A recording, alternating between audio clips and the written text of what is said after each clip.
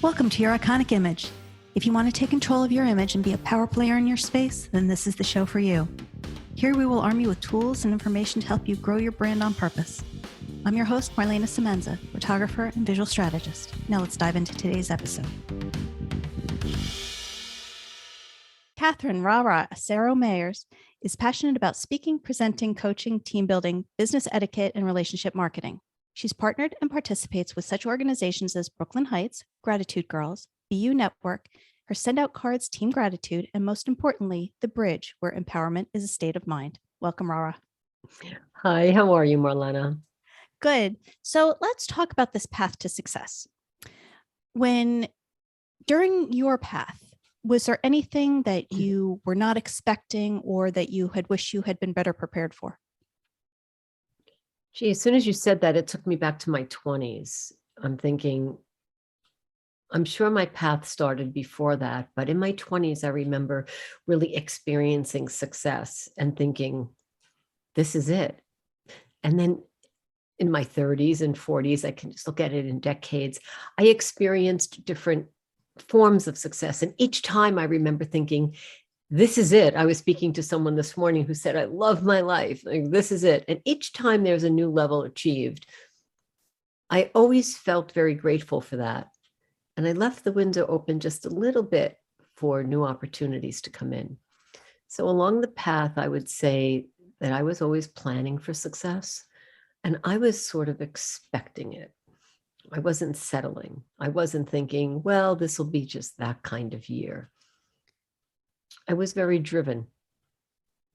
I started driving at 16, so maybe that's a good metaphor for that. I got behind the wheel at 16, and I've been there for quite a long time, many decades. So I believe that the journey and the path to success has always been the vision in my mind's eye that I've allowed to grow with each experience. So do you think that it's important to have a clear vision of what it looks like to you, because I know along the way, our vision can change or alter, but do you think it's important to continue to set, okay, well, this is the next thing I think for me? I think it's like going out into the sun. We dress appropriately. We protect our hair, our face, our skin. We wear the right clothes. We get ready. When we go out into that sunny day, we don't know if it's going to be scorching hot or cool off, or a cloud will come over. If we're prepared, if our mind and our mindset and our vision is open, then success won't be a surprise or overwhelming or something that we have to strive and work towards, like an upward hike. I think of every day as going out into the sunshine and being ready. Like some days I get caught without sunscreen because I think I don't really need it. But then I get reminded by the professionals in my life, why not protect yourself? Why not have all the tools? So I look at that in our minds and say, why not bring all my tools with me? Why not sharpen them all?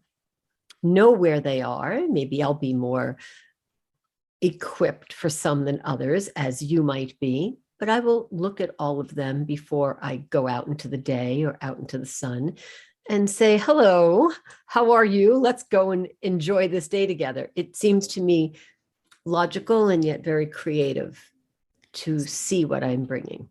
So what do you think are some important tools that we should have? Awareness is definitely key. You know, you see people walking across the street, you see people in shopping malls, and you see some people and you wonder, like, how do they do it? And you see others and they look like they're on a complete mission. And some look like they're stargazing. So we don't judge, obviously, anyone by the cover, but we know if we're prepared and we're aware, if we are attuned and tuned into ourselves and what's happening. I was sitting with my husband last night and I asked him if he saw something, and he said, I was having another conversation. And I said, don't you have your eyes on me all the time? Are you not watching everything I'm doing every second? And he said, I am, but I didn't see anything out of the norm. So it didn't catch me. I'm like, okay. So it depends on your level and type of awareness. Are you tuned in? Are you dialed in to what's going on around you? I say anything within a football field of me is in my zone. That's good. Are there ways that you have heightened your awareness to what's around you? I have many people in my life helping me. I am a big advocate of my mental health. So I am very involved with coaches that help me with Reiki, with yoga, with mind clearing, with energy clearing, with my health and my nutrition. I believe that everyone has their level of expertise, and far be it from me to decide that I would be an expert in all of those fields, which allows me to remain an expert in mine. So I believe that it's important to have a support team for business, for marketing, for our minds, for our dreams. And of course, my lifelong partner, my husband, who supports my every waking second. And keeps his eyes on you every waking second. Always. Sometimes I wonder how closely, but he says closely. So, how do we, in your opinion, set boundaries for ourselves? Because I know sometimes we as women have a difficult time setting boundaries for some reason. So, how do you set yours? I think I was born with a boundary meter, so I don't understand that part. So I am very crystal clear on what I want to meet. Like I wear these, this is a Dalmatian jasper crystal stone. It's a foundational crystal that I've just recently discovered through a friend, Tanya, from my company, The Bridge. And it's black and white for me. I'm very clear on what I want, and I know exactly where I stand at all times. And when I know where I stand, I surely know where you stand. So my boundaries are more about my existence and where I feel I am either in or out of comfort or in or out of alignment. When I know where I am, you know how far to go because you can sense that it's an energy. Yeah. I had somebody say to me once, if you have difficulty in the beginning setting boundaries, make a list of your hard no's, because then you already know up front that this is a line that people can't cross, and it becomes more solidified to you. What are your thoughts on that? Well, I won't disagree with that, but I have many people in my life. And if I made a list, I'd have to make 1,000 because, you have different boundaries with me than other people. I mean, I will tell you, my grandchildren have very few boundaries. Like they can cross every line at any time. So if I made a list, I might bring the hardness out. I just know where I stand at all times. I know where I am. So if my 3-year-old decides to lie across me from head to toe, there's no boundary for that. That's what they want. That's what they feel. I don't walk in with the boundary. I walk in knowing who I am and what I have to offer. Let's say in business, someone crosses a boundary with you. How do you correct that? I don't know how that would happen because again, I would stand, as we have had some experience together, I stand in what I know. I am very transparent. I allow vulnerability.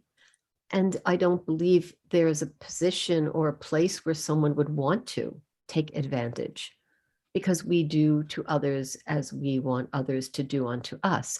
That's the energy that I hold. And if I hold that energy, I couldn't imagine someone wanting anything less. Love that. So let's go back to this path to success. What are some of the potholes that you see people get caught in? Not being aware, not paying attention, maybe being distracted. Although I think distractions are great. I met my husband walking on the beach in Club Metaluthra when a hummingbird walked past me. That distraction was the best one in my life. My eyes are always open. I'm always aware of what's going on. Last night we were walking down the street in we live in Niagara on the Lake, and we were walking down the street in Old Town, and there's your cousin. If I were not looking, if my eyes weren't open, if we didn't park the car where we did, if we weren't holding hands walking down the street at that moment, we may not have seen our cousin. So I believe the potholes are not looking and paying attention. Listen to our own instinct.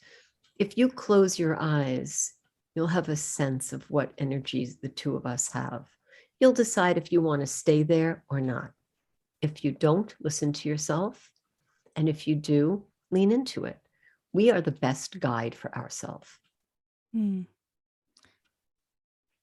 So what do you think, or do you think that there are particular things that women need to keep their eyes open for, that as opposed to men?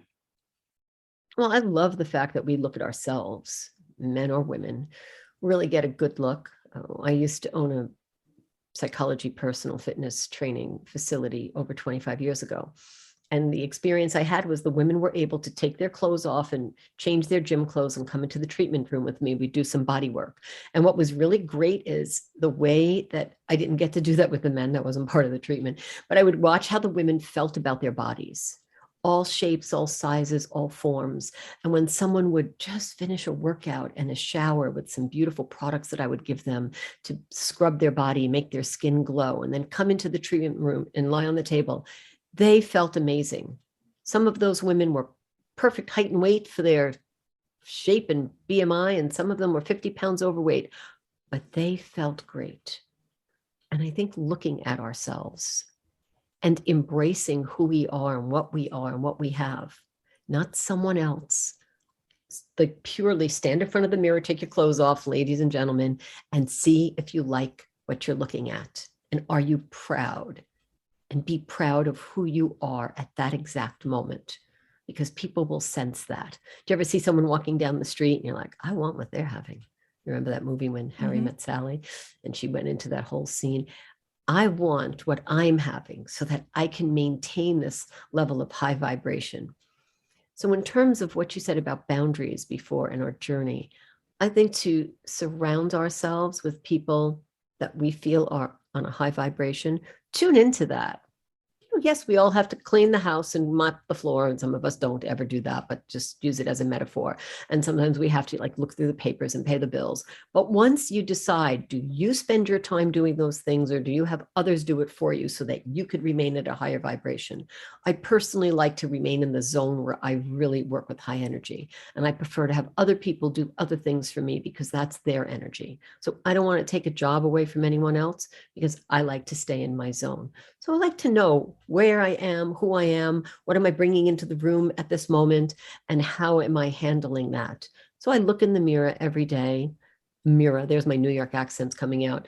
And I look and I say, I'm really grateful for who I am. And if I thought, well, gee, I really wish I were a little taller, or I thought I wish I were a little bigger here or smaller here, I take another look and say, let's just be really grateful for who I am at this moment, because it could be so different. And wishing something other than what we have could go any way we do and don't want. Let's talk about that for a minute, because I think that's a struggle for a lot of women. We look in the mirror, and instead of seeing the wonderful and beautiful things, we focus on the flaws, or we pick apart what we see. Any advice on how we can make that mental shift to stop doing that and to focus on what's beautiful? Sure. Work with a great coach. Work with me. Talk to me. Like I can't fix what's in your head, but I can certainly put another light on it. I will take the emotional gaps and bridge them to the gaps of reality. And sometimes we're thinking about something that's totally not where we're at. So we lose our confidence, or we lose our mojo about something. And then you take someone who is going to focus on that for you and come in and put the light where it needs to be. It might take a few taps. It might take a few promptings. We don't always get trained in one session. It's a lifelong journey for me. So I wouldn't ever take my foot off the gas when it comes to improving myself and personal growth. I don't think I ever have enough, because I intend to be as amazing at 100 as I am right now at 64. Yeah. And, I think that's another thing too. It's not a destination, it's a journey. And people need to accept that it's a journey. And let me ask this. When you are on this path to success, and how strongly is the link between how we feel about who we are, whether it be physically or mentally, or how strong is that link to you between that and success? Well, I look at myself as the only person that I need to really deal with. I don't really look at anybody else's version. I look at my own. I think about my heart and my soul and my energy when I wake up in the morning. And if it's where I want it to be, maybe I need to do some extra breathing. I have a ritual. It's really important to have rituals.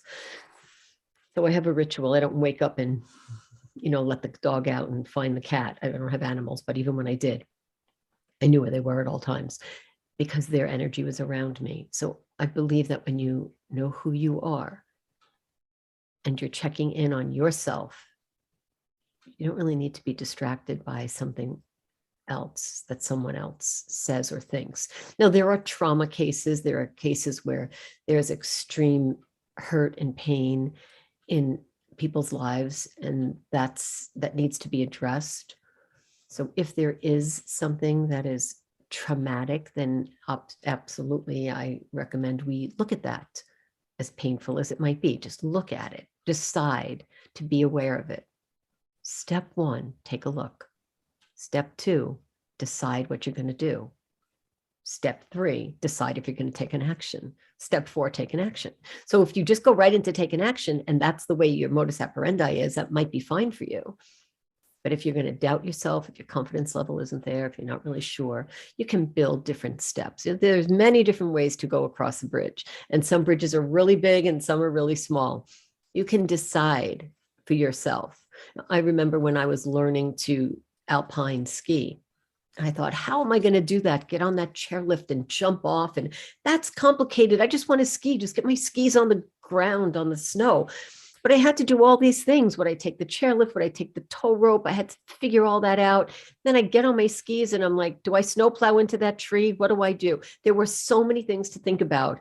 And all I really wanted to do was ski. But it took all those other steps. I had to be brave and strong and wear the right clothes and get up there. And I had to fall and get up and have a coach and have a ski instructor and have a membership pass. And by the time I was done with this expensive sport, I learned how to fall and get up. That's really what it came down to. There was no difference between that and riding my bicycle. But I had to wear a decent snowsuit. I had to belong to a really fancy club to do that. It comes down to the same basics. Know how to pick yourself up and know that it's okay. Yeah, love that. So, in your opinion, how important is the preparation that so many people seem to want to skip? Like you said, they just want to ski. They don't want to go through all the steps to get there. Mm-hmm. But meanwhile, if we don't, to me, you're not arming yourself with all of these tools that you need along the way to navigate. So talk to me about the steps to you. Yeah, sure. I think about being a general. Our liver is located right about here, and it has 500 functions in our body. So it has 500 things to do every day. So imagine being a general. Imagine having all those things to do.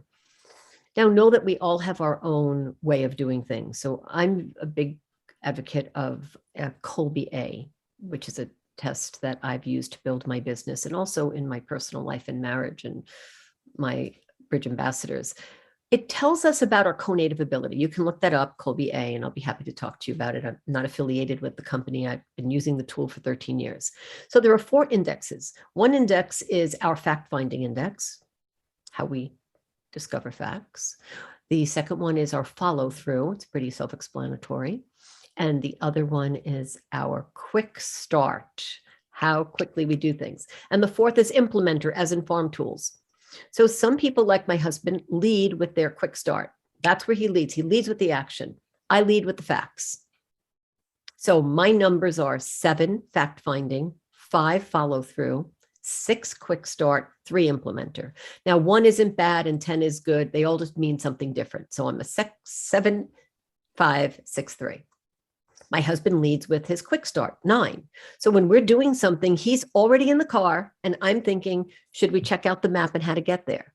Because I want to know the detail. And he's like, sure, let's do it in the car. Like, okay, do you think you want to check before you get in the car? No problem. I have a GPS. Let's do it. So some people navigate through facts. Some people navigate through actions. The preparation is different for each person. When we understand how they operate, imagine me telling my husband, well, let's get all the information before we get in the car. He would go cut the grass or something. Like he would walk away, find something else to do. That would frustrate him. So I know if I want to, I look up the information and say, let's get in the car. Let's go. I need to satisfy myself. Since he doesn't need that, I don't have to look at that for him. I know I can wake up and say, how about we do this? And he'll say, sure. He won't really need to ask me any other questions first. First, it's the action. Second, it's the questions for him. So I believe that preparation is very individualized. You cook, I cook. You probably make tomato sauce. So do I. I bet we make it 2 different ways. If you've ever made a meatball, I'm sure you make it different than I do. At the end of the day, we probably both think they're delicious and have friends that would stand in line to eat them. Our levels of preparation might be different. So I think we just need to know how we operate.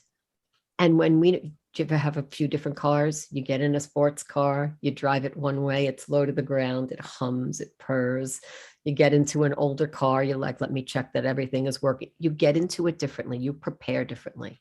So when I get into that sports car, I expect the performance because I've paid for it and I've accounted for it. So I like to think of my life as getting into that sports car that's going to hum. That's what I expect of myself. So let's dive into this a little bit more. When you know your own numbers, how do you use them to your benefit? That's a great question. Some people don't. They'll take this test for $55 and, they'll talk about it with me and that will be it. But I will keep it for myself in my zone of how I do things. So I know I'm a high fact finder. I think you and I experienced that today. I will send you a screenshot of something to let you know the detail. That's just how I operate. It's not anything other than I'm working off these facts.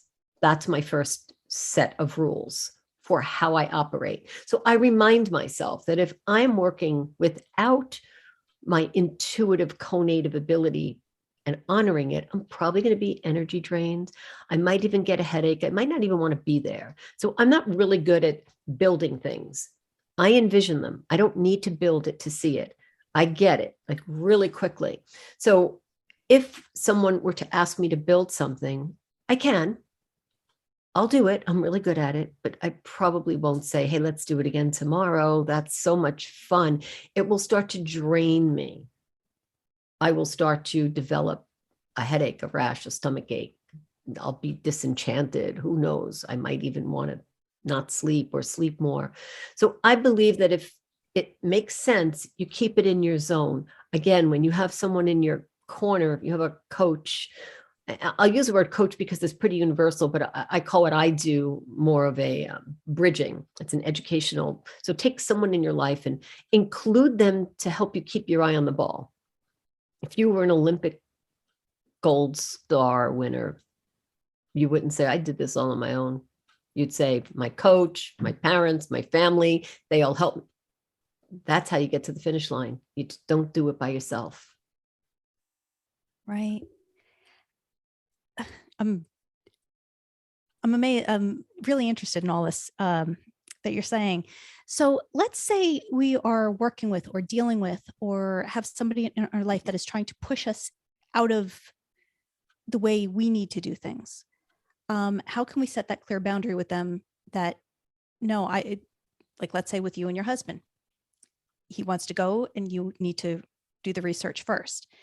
If we are working with someone like that, how can we set a boundary so that we honor what we need to do and also honor what they need to do? Well, I can only imagine someone trying to push me and what elephant that would be. But I think it's a matter of, is that something you allow in your life? I mean, I don't encourage you to allow people to push you to do anything. I invite people into a part of my life and I make an agreement.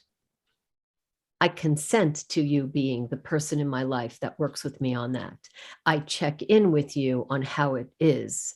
I check in with you on a time basis, on a financial basis, on an energy level basis. And I don't take from you and I don't expect you to take from me. So I believe that the understanding makes a lot of sense right in the beginning. So if you were going to teach me how to skip rope and I said, I don't know how to skip rope. And you told me, okay, I'll teach you. And I might ask you, when are you going to teach me? I have to go to a barbecue on Saturday. Can you do it? And you would then tell me, I can help you to skip rope. I can teach you. It will take this much time. This is what you need to do. This is what you need to be prepared to do. And this is how much it's going to cost. And I either agree or I don't. So I don't consider that pushing because we've agreed. So if I have gone into a verbal contract on you teaching me something, then I'm going to get to that goal. Maybe I'm not going to be the best skipper. I just may not have it really in me, but you'll do the best you can. You can't guarantee me anything, but you can take me on as a client if you feel that it's right, and you will know that. So one of the things that I encourage and invite us all to do, and myself included, is to talk to the people that we're engaging with and see if they feel they can do it. And if they can do it, then ask them what it is that they intend to do. What's your intention? What is your vision? How do you want this interview to go? How long is it? What do you want me to do? Do I need to be showered and dressed? Is it for 5 minutes or 10 minutes? Will you ask me questions? Will it be free flowing? Once I know, I understand. And then when I'm there and here with you, if you decide to get a little bit closer, you'll feel that energetically. But I think that pushing might be something we would all resist. Think of a child. We don't push our children to walk. We encourage them to walk. We know they will. We pray that they will and run. So we encourage them. We don't say, what's the matter with you? Get up. Why are you still crawling? So we wouldn't want someone to push us into something. If there's some emotional or abuse or physical abuse and we're dealing with a specific case, then we would deal with that. But in general, as a rule of thumb, I understand I like facts. I understand my husband likes action. I respect the fact that he takes action before he looks at facts, although sometimes I feel like it's simultaneous, but I understand him.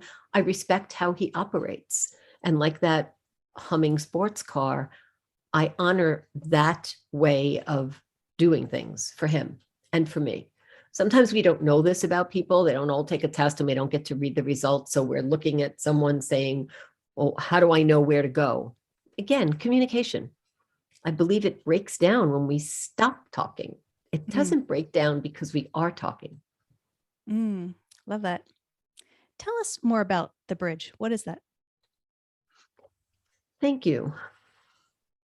Many years ago, I had a psychology practice and I left Quebec, Montreal, and I came to Ontario. And I decided to reinvent myself at the age of 50 when my husband and I got back together. We were divorced for 16 and a half years and we got remarried. That's a love story in itself. We've been married to each other 3 times. And there's a great story and probably a movie behind that. I'm sure. And when I came here to Ontario, I thought, well, I will take all my knowledge of, I was a broker of record in New York and dealing with people's dreams and desires and working with the psychology practice and assisting people to be their best at all times. I thought I can definitely take these 2 concepts and bridge them together. And I called it the bridge. And I work with 12 people, maybe I should say 1,200, but I work with 12 people personally one-on-one. And I have some groups and offshoots of this business that have grown into other aspects. And I basically do what you and I are doing right now. We talk, I listen. I've built 37 programs over the last decade.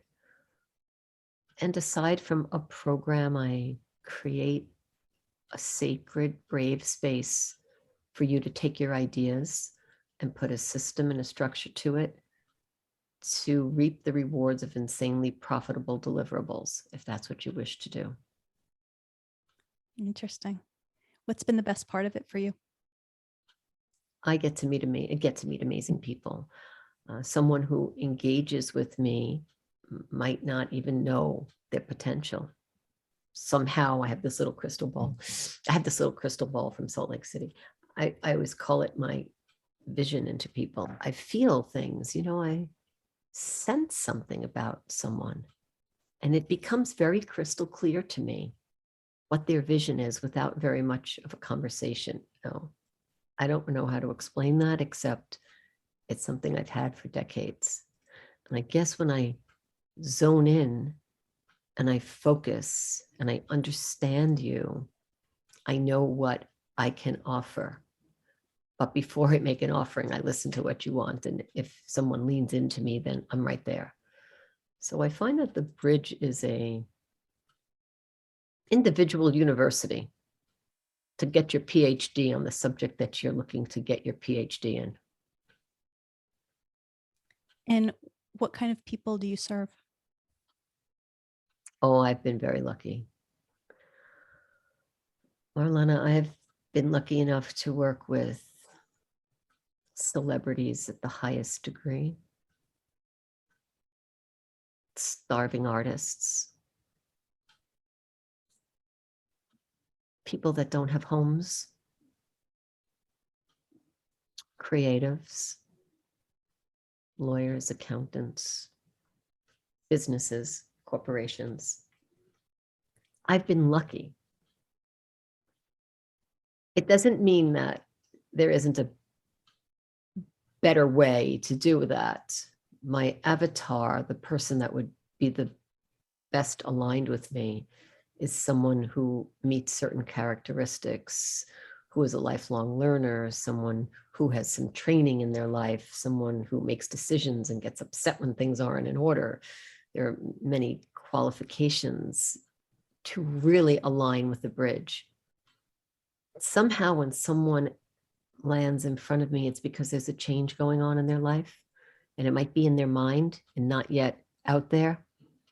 And somehow we flush it out and we create some clarity to that. Sometimes we put it on the shelf and that's all that's required. And sometimes we put action steps to it.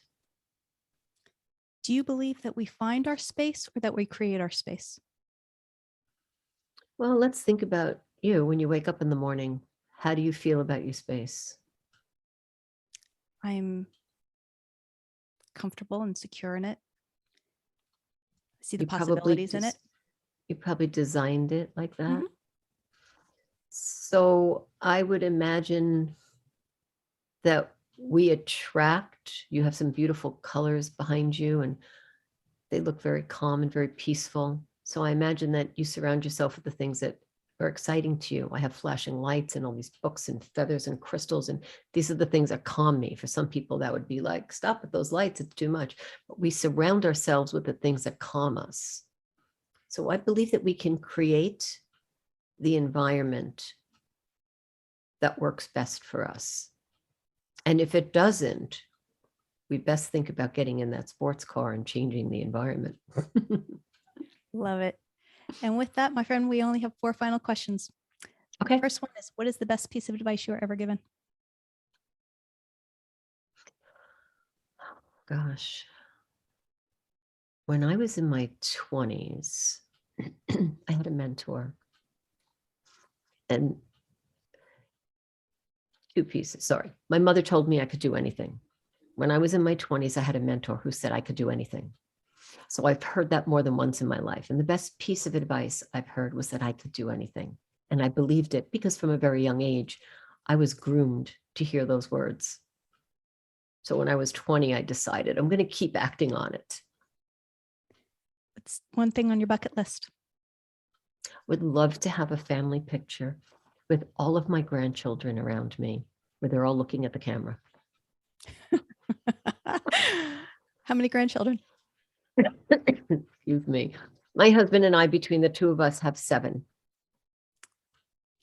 Okay, that's actually doable. When the toy companies finally get around to making an action figure of you, what accessories will it come with? Mala beads and a cell phone probably, but those might be a thing of the past. So some form of communication. Love it. And last one, how do people find you? Now, I know you mean, how do they find me if they want to look at me, not what do they think of me when they see Right. me? Yeah. Okay. Logistically, how do people Yeah, track you there's down? so many different ways.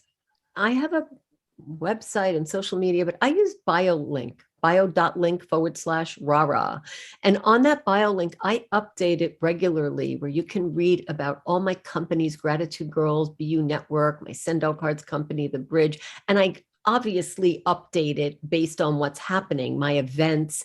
So I think that bio.link/RaRa is the easiest place to find me. And I'm on Instagram and, TikTok and LinkedIn and all that stuff. But I have a better vision of BioLink. You can actually call me or text me. I'm pretty open and easy to reach. Love it. Thank you so much. And thanks for being here. Thank you so much for inviting me. I'm really honored to have this time with you and your audience, and hopefully we'll have another opportunity to speak again. I'd like to know more about you. Love that. Thank you. Thank you for joining us. Once again, I'm Marlana Semenza, photographer and visual strategist.